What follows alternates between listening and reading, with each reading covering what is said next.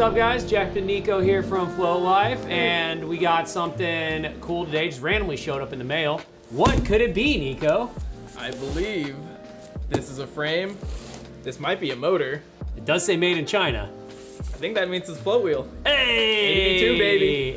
ADV2. We got an ADV2. We didn't just get just one, but we got two ADV2s. We were not expecting these. They just showed up at the shop. Yeah, randomly showed up. So we're gonna unbox one of these bad boys, maybe talk about the difference between the ADV1 and the ADV2, hence why Nico's here for the more technical specifications on these things. For sure. And then we would do a ride and ride it and show you, but that's gonna have to wait till next week because it's weirdly raining in California right now. Don't know why. Very strange. I think these Ohio people are bringing the weather with them or something. But yeah, where do you want to start, Nico? You want to start with the motor or you want to start with the frame? I said we just open up the frame. Let's open up the frame. All right, you got a knife? I do not. How do you not have a knife, dude? Ridiculous. You guys should always carry a knife, shop knife. Should always have one your everyday carry. Never know when a float wheel's gonna show up at your door. It's a good point. It's a good point. We had no idea these were coming. All right, looks like we're upside down. Oh man, this thing's got a little weight to it.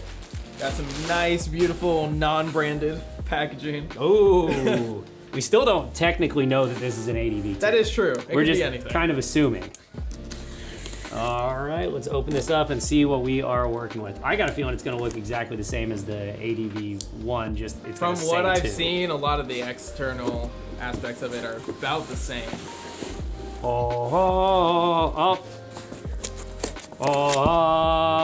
There we go. Oh, does it really come with gloves? Oh, it totally does. Here, why don't you put one of those on? I'll put one on too. Sounds good. That way we both get a glove.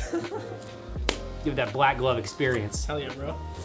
Ugh, that sounded gross and didn't feel much better. All right, well, let's see what we're working with here. We got charging cable and the charger. So here's something that's different. It comes with a different charger. Well, I think the ADV1 actually also came with that charger. It's the early adopter versions came with that massive red. It's like a 10 amp charger, right? Yeah. Yeah. But that was normally that's an extra price thing. So that's the charger normally comes with, which is kind of in the opposite extreme. It's only 2 amps. That's 2.5 amp. It's a very slow charge, but Yeah. it's really safe for the battery. So. Okay, well that's good. It'll take forever for you to charge your ADV2, but your battery should last longer. Yeah. Okay, well there you go. Is there an upgrade? I guess you could still use that 10 amp charger. That's what, yeah, you can still use the 10 amp. I'm pretty sure they still sell it on their site. And then technically you can make your own. But yeah, I'm not the biggest fan of that charger connector. Yeah, Looks stuck like, with it. Looks like what you'd plug into a laptop. It does, but I mean, at 2.5 amps, I feel like it's a lot safer than like a 10 amp. Yeah. You know, if you're going with a small charge connector. Yeah, it's not that big of a deal for a charger that small. Yeah, so there you go. Charge safe and slow. All right, what else we got here? And, oh, we got the Mag Handle Pro. Mag Handle Pro. Looks very similar. Or whatever he's calling it. I believe the ADV1 also had a mag handle, but it was not rubberized. Yep, this one one's now is now rubberized. So when you're carrying this, what is it, like 40-pound brick? Dude, we'll weigh it. We'll weigh it for sure, but yeah. So at least help a little bit. ADVs are heavy, for sure. They got big old batteries and big old motors on them. And is that plastic or, okay, it's metal. It is aluminum. That is good. Yep, it is cast aluminum, so this thing is heavy duty, shouldn't break on you. Yeah, I would not want that thing to snap and the board to land on my toes. Oh my God, could you imagine? That would be the worst. All right, we got the little drop top pieces right here, and they look completely symmetrical, so no difference there. I can't feel how the plastic feels with these I know, gloves. right? I might lose the glove. I'm not really Yeah, feeling these the glove. are the newer plastics that they changed like a few months after the ADV1 came out. They improved the plastic, so they shouldn't snap as easily. And they're not anymore. bright yellow. Yeah. Yeah. No, I mean, it seems like it's got some flex to it and it's not snapping, so I don't think they're gonna run into the same plastics issues as the plagued the early ADV1. And then we got the frame. Yo. All right, yank that box. I think that's the, oh, we missed something. There's one more thing. Look at this. Okay, all right, well there's the frame. Looks similar to the ADV1. The only difference I'm really Very seeing here is the logo. So I think the rails are also slightly darker black. Like it's definitely still a gray, but I remember the ADV1 was like a lighter gray. This is like space gray kind of. Yeah, I think you might be right. iPhone-esque. Does look a little bit darker. Yeah, I like it. It looks good. The rail geometry is the same. I believe it's just 3 degrees on the nose and tail, so slightly mellower than WTF's. Okay. We still got these axle blocks that you can change the height. 100 different heights. Well, these ones are only 3 different settings. It's their pro rails that have like a million different heights. And they've got the rails that look like tech rails, the OG tech rails. Got it. But these Does ones the are just ADV2 come in the Pro Rails as well? I believe so if you pick Okay. it. Yeah. I don't know how much more expensive it is, but both have the same battery now. So I think the only difference is just the rails. Just straight up the rails. Huh. Well, I think these ones look better than the Pro Rails anyway. Oh yeah, for sure. Yeah, so. And that's not many cool. people need more than those 3 like centered height options anyways. Yeah, it seems like a lot. So the only other difference I'm seeing here is this motor connector. I don't know is that a camera? Or That's not a Okay, camera, that's but what I we thought. can get Ryan to bang in right here. Ryan, bang in on Yeah, this. Here, this little guy. We've got a brand new motor connector here. It's got an O-ring on it. This should be a lot more water resistant than the old motor connector, Yeah. which was by far the biggest flaw with the ADV1, at least in terms of like water intrusion. Yeah. Like that's where water got into. Yeah, for so sure. this should be a lot better of a seal, a lot easier to install. And This clip here, was this clip in the ADV1? it was. It yeah, was, okay. Yeah, just to keep all the harness stuff in. But I think also it'll be nice that the new Canacor motor comes with this connector because this seems like it might be easier to install in your own kind of box too. Oh, if you use a Canon Core for your own Vesk build. Yep. Cool. I think that about covers it for the frame. Yeah, and we're same battery as the ADV1. There are some things on the internals that are different though, Yeah. right? Yeah, so the battery is nearly the same. It is the 84 volt split pack like the ADV1 was. So that's 18S in the back and 2S in the front to make it 84 volts total. But the cells, instead of going with P42As, it's now using 50S cells. That's used in the popular meat pack. Basically what that means is that you're gonna get more range out of it. And with it being a 20S 2P board, that's gonna be a lot of range. I think they're saying like 40 something miles out of it. The and- ADV1 already had a ton of range. Yeah, this is gonna have more range than you probably need. Whoa, take that as a challenge. The downside is with that cell, it should technically be a little less powerful in terms of the battery.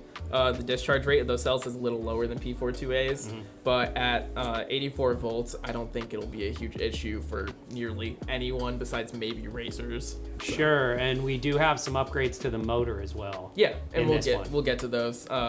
Also, we have a new BMS in here. Oh, Arguably one of the good. biggest upgrades. So one of the big issues with the ADV1 is that it had a dumb discharge and charge BMS.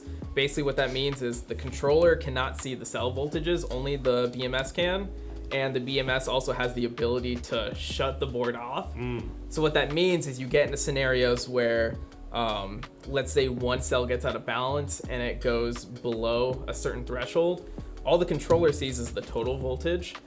So to the controller, the battery might look fine, but the BMS sees that one cell and decides, oh, I need to shut off this board to protect the battery, and then you get dumped.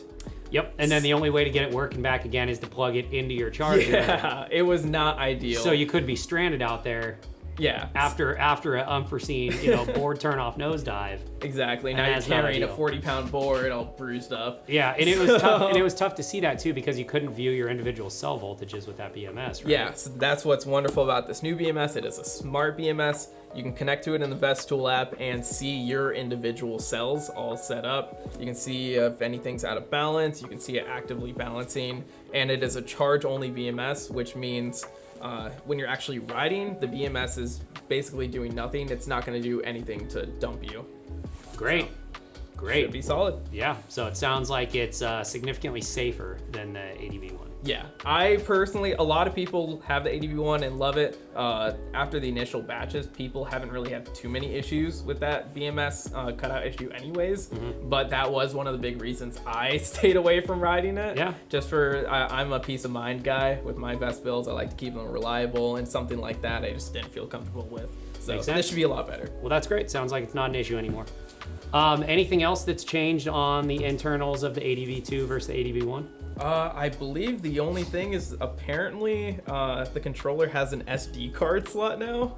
So Okay. theoretically, you could use that for like logging your rides without having to connect to any app or things like that. I don't think Vestool can do that on its own. Someone's got to actually like make some firmware to allow it to do that. Huh. But at the very least, it has that SD card on there for whatever people figure out how to use it for. Okay, we'll see if anyone jumps into actually building something for that or not. I say let's open up this motor. Motor time. Let's open up the motor. That's what I've been waiting on, is this new cannon core. This new V2.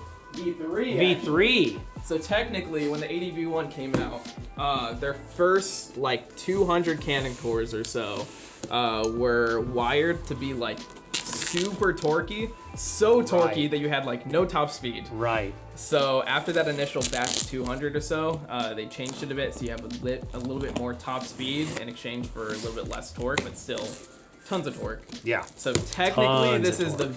V3 rather than the V2. Yeah, I don't think anyone's ever complained about the torque on a float wheel before. No, it's got more than you need. So, all right. Well, it looks very similar. Yeah, from the outside.